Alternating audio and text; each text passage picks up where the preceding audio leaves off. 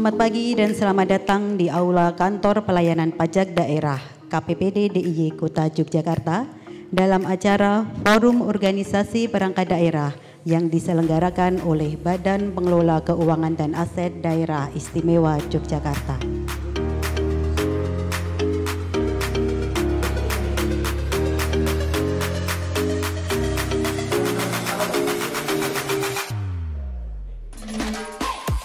DOPD itu sumber pendapatannya apa saja, Di?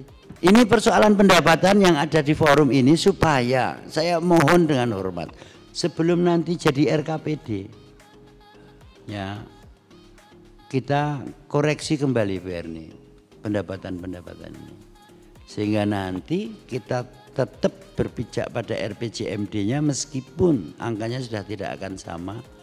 Tapi apa yang akan kita tuangkan di dalam RKPD nanti itu lebih real terhadap hasil koordinasi ini. Nah nanti meskipun pariwisata itu bukan yang harusnya hadir, laporkan ke Pak Singge. Saya tadi ditanya ini Pak, sama Pak Singge. Sekarang saatnya, termasuk Gunung Kidul. Ibu jangan ragu-ragu mengusulkan dinas peternakan Bu, sekarang. Makanya antrak itu ada di Gunung Kidul, soalnya ada dinas peternakan Bu. Jadi potensi Gunung Kidul yang terbesar itu SWOT manapun yang dilakukan Gajah Mada sama IPB peternakan. Malah tidak ada dinas peternakannya. Rekane nesu-nesu bol dibalik karo Pak Sekda. Belum biasa nyorek provinsi tuh. Waduh. Perasakan tadi Bupati Bu. Ya, usulkan dinas peternakan saat pengevaluasi lembaga kali ini. Saya sudah matur Pak Sekda itu. Sekarang ini iman-iman sekali dinas peternakan Gunung Kidul. Nah, termasuk kebudayaan Mbak Dian, sampaikan bahwa evaluasi kelembagaan harus. Orang mungkin yang sak bidang seni budaya, adat istiadat, tradisi dari satu. Seni tok wae wis akeh banget macamnya, adat istiadat. Nggak mungkin itu satu. Nah lemangkel kira gitu apa? Seksi ini dulu 2 bidang Pak. Loh. 2 bidang jadi sak seksi.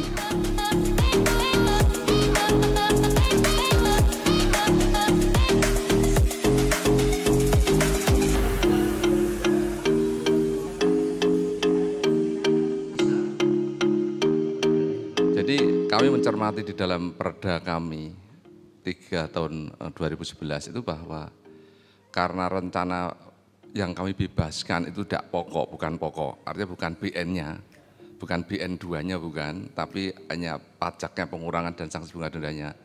Itu cukup gubernur, tidak dengan pertimbangan dewan, tidak komisi, tidak. Tapi kalau rencana awal itu dengan pembebasan BN2-nya, itu memang harus ya, ini yang pertama. Jadi nanti suratnya sudah kami kirim, nanti kami bahas di hari Senin dan kemungkinan nanti kalau Bapak berkenan nanti pemberlakuan 3 bulan minimal. Jadi untuk kesiapan termasuk nanti pembebasan dari sanksi denda dari Jasara Harja. Jasara Harja insya Allah dia akan dia akan mendukung ya. Terus kemudian yang kedua, ini mohon maaf sekali lagi. Jadi kenapa RPJMD kami itu yang kita yang 2000 mulai 2021 itu angkanya cukup tinggi termasuk 2020. Memang pertimbangan kami pada waktu itu kami juga mau menaikkan untuk yang BN1. Ini tadi BN1 tapi karena ada beberapa hal yang kelihatannya belum memungkinkan. Jadi BN1 itu kendaraan baru, artinya kendaraan baru. Karena sampai dengan hari ini yang masih bertahan di 10% itu untuk Jawa itu baru DIY. pendapatan itu yang ngedrill nomor satu siapa? Yang paling kencang di dalam membuat APBD pendapatan. Yang bahas siapa? Bidang ekonomi. Sehingga yang namanya Dispenda, Biro Keuangan itu paling benci sama siapa? Bu Sri Lestari. Karena dia ngedil betul. Tanya soal pendapatan itu ngedil betul. Karena apa? Pak Ngadino selalu menekan kuat. Nah itu mendarah daging sekali di tempat saya. Sehingga saya tidak pernah berpikir kalau Bapeda itu tidak pernah mencermati pendapatan. Berkaitan dengan pendapatan Pak, sementara dari pendapat beberapa OPD dan juga dari BPKA tentu saja mengoptimalkan pendapatan. Sementara di kami pada tahun ini Pak sedang menyusun perda insentif dan kemudahan. Ini memang dilema ketika Bapak mengoptimalkan pendapatan. Dari sisi insentif dan kemudahan itu antara lain untuk mempermudah atau supaya investor itu bisa lebih mau masuk di Yogyakarta, antara lain dengan pengurangan pajak ataupun restribusi. Ini mohon saran ataupun masukan ataupun fatwa Pak Bambang terhadap insentif dan kemudahan ini, karena di dalam pengurangan ataupun keringanan pajak dan restribusi ini tentu saja harus mendapat persetujuan dari BPKA. Demikian Pak, mohon sarannya. Terima kasih. Kalau itu menarik Mas, menariknya begini, kalau kita harus narik biaya, itu narik biaya dari potensi atau narik biaya dari proses perizinan? Kalau saya mengatakan proses perizinan itu tanggung jawab saya, tapi penjenengan yang punya target investasi, itu Pak Gubernur sendiri yang ngendika gitu. Bagaimana investor arep mlebu ning Jogja wong durung-durung wis prosese marake mumet to. Gitu kan? Yang Piungan itu sampai sekarang yang Padu.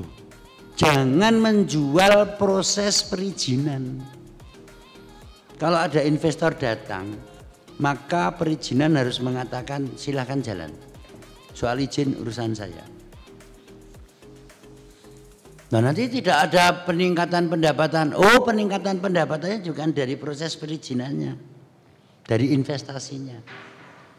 Makanya saya katakan saya tidak akan pernah memilih pendapatan itu datang dari proses perizinan. Nek perlu izin ini rasa bayar, nek perlu. Tapi sampean harus menjual potensi investasi.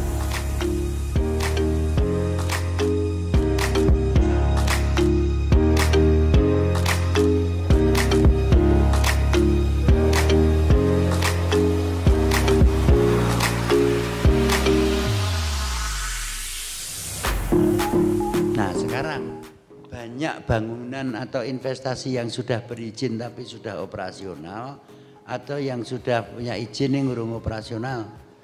Nah, kuwi padha karo nyek-nyekan antara hotel.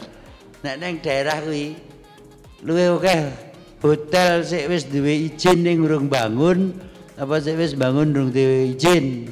Nah, kemudian untuk yang OPD saya kira dua itu sudah luar biasa nih, kita bisa itu.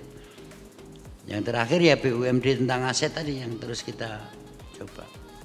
Tiga itu saya kira nih. Dari Mbak Erni saya tertarik untuk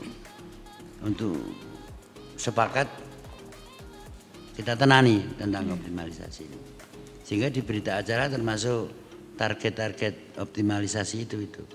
BUMD itu antara Anindya, Tarumartani, itu kan juga kesebandingannya perlu kita lihat dengan aset seperti itu.